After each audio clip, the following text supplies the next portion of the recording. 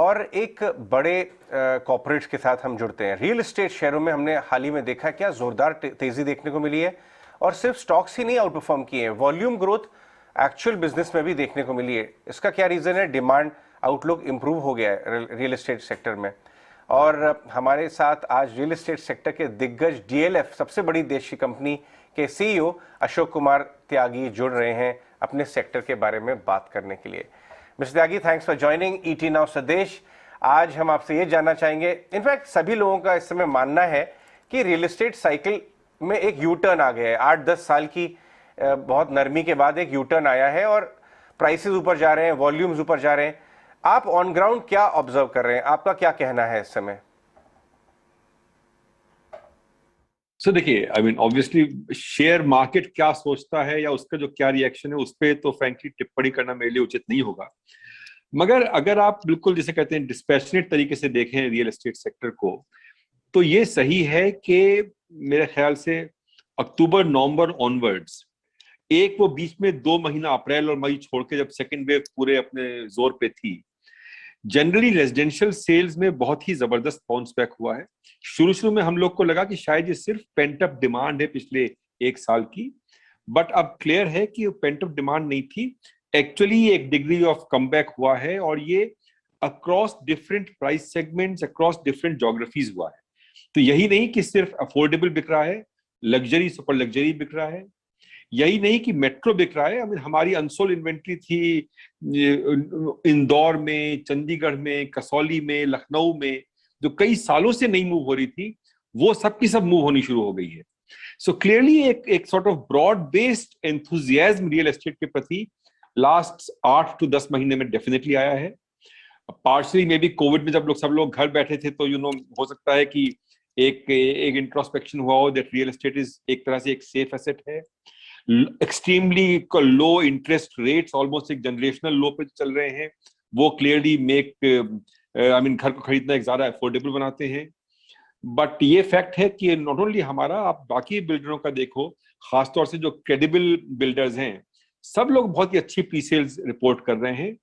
बस एक फर्क है अर्लियर बूम्स और इस बूम में, कि ये वाला बूम बाय एंड लार्ज थोड़े ज्यादा जो क्रेडिबल बिल्डर्स थे उनके मकानों में आया है, न कि अक्रॉस द बोर्ड छोटे बिल्डरों में। जो छोटे बिल्डर या रिलेटिवली अनऑर्गेनाइज सेक्टर था, वो जरूर पहले भी तकलीफ में था, वो शायद आज भी तकलीफ में।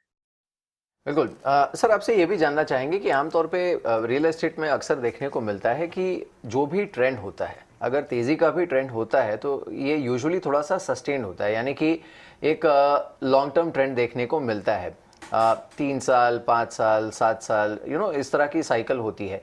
इस बार ये जो हम ट्रेंड देख रहे हैं, या फिर एक जो बहुत अच्छा मोमेंटम क्रिएट हुआ है रियल एस्टेट में, आपको क्या लगता है ये 3 से 5 साल या उससे आगे भी एक्सटेंड हो सकता है? मैं देखिए, उम्मीद ये है कि होना चाहिए, बट इतनी बार हम लोगों ने पिछले कुछ सालों में एज ए इंडस्ट्री धक्का खाया है या धोखा खाया है, देन आई थिंक, जिसे कहते हैं अंग्रेजी में, keep one's fingers crossed. But उम्मीद ये है, लगनी चाहिए कि जैसे, क्योंकि अगर आप देखो तो भारत का जो मैक्रो है वो डेफिनेटली हर तरफ से एक पॉजिटिव दिशा में मूव कर रहा है, और जब मैक्रो पॉजिटिव दिशा में मूव करते हैं, इंक्लूडिंग अवेलेबिलिटी ऑफ मनी, तो क्लियरली रियल एस्टेट सेक्टर जो होता है उसमें एक डिग्री ऑफ तेजी और एंथुसियाज्म आता है। तो उम्मीद तो यही है कि बढ़ना चाहिए, लेकिन अभी आई थिंक 8 महीने हुए हैं, 9 महीने हुए हैं, तो मे बी अगले 4-6 महीने और वेट करना चाहिए बिफोर हम एक medium term sort of solid forecast कर सकते। ठीक है, बिल्कुल। तो जो अभी कीमतें बढ़ी हैं, क्या वो एक फोर्स प्राइस हाइक मान रहे हैं आप, क्योंकि कमोडिटीज की कीमतें भी काफी बढ़ गई हैं?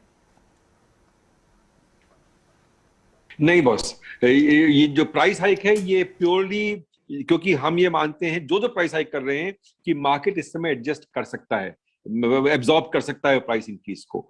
देखिए, ऐसा है कि जो इन्फ्लेशन हुआ है वो तो जबरदस्त चल रहा है, स्टील में, लेबर में, सीमेंट में, बट अगर डिमांड आपकी सॉफ्ट है तो आप इन्फ्लेशन पास ऑन करना चाहें भी तो आप प्राइस बढ़ा सकते हैं, लेकिन वॉल्यूम नहीं बढ़ेगा।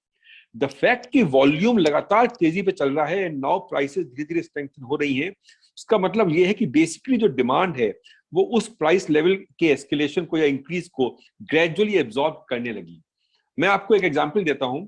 हमने ये अपना DLF सिटी जो हमारा है, कुतुब एनक्लेव जिसे कहते हैं, उसमें हमने इंडिपेंडेंट फ्लोर्स लॉन्च किए थे लास्ट अक्टूबर नवंबर में, एंड हमने लॉन्च किए थे 11 साढ़े 11,000 रुपए पर स्क्वायर फुट पे। अब हम लोग बेच रहे हैं करंटली 15 साढ़े 15,000, तो इंक्रीज हो ऑलमोस्ट 30% अक्रॉस 8-9 महीना। बिकॉज हमने जो लॉन्च किया वो शायद जो मार्केट प्राइस थी उससे कम में लॉन्च किया, क्योंकि एक सेंस ऑफ कॉन्फिडेंस उतना नहीं था उस समय। और दूसरा जो है, मार्केट में इतनी बढ़िया तरह से वो प्रोडक्ट चला है कि आई थिंक एक सर्टेन प्राइस इंक्रीज बड़ी ही स्मूथली मार्केट में एब्जॉर्ब हुई है।